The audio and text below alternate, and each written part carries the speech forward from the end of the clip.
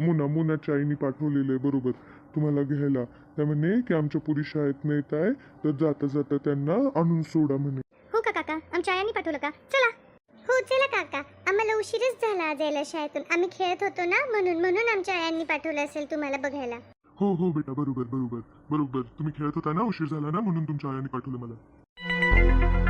पण काका, मग आमची आई का नाही आली घ्यायला? तुम्हाला का पाठवलं? जर मला उशीर झाला कधी किंवा मग आईला वेळ असेल तर माझी आईच येते घ्यायला. आतापर्यंत तर तिने असं कोणालाच नाही पाठवलं. ही पोट्टी जरा चालाक दिसते मला, ही माझं काम बिघडू शकते. तर मी ह्याच रस्त्याने जात होतो तर तुमच्या आयांनी मला तुम्हाला घेण्यासाठी पाठवलंय. बरं काका, चला मग. थांब ना पागल, थांब ना.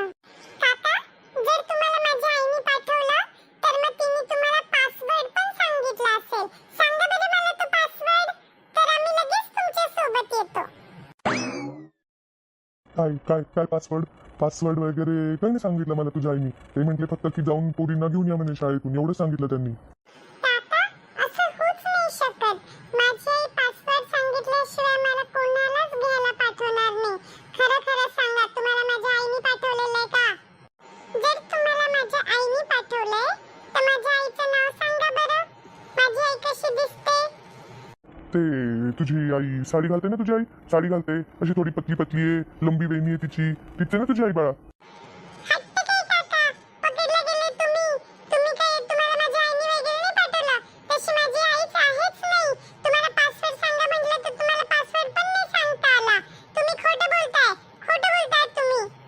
हट तिच्या मायला, पोरीने सगळं काम बिघडून टाकलं. आता इथून पळावं लागेल, आता इथून पळावं लागेल. वाचवा, वाचवा, वाचवा. हे काका आमच्याशी खोटं बोलतायत. वाचवा. आता इथून पळ काढण्यातच बरं आहे, नाही तर लोकांनी पाहिलं, आवाज ऐकून लोक आले तर पकडून घेतील आम्हाला.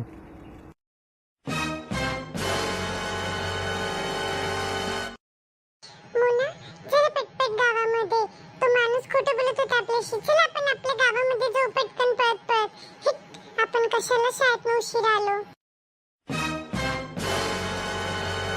बाप रे बाप, आज तर आपण खूपच थोडक्यात वाचलो.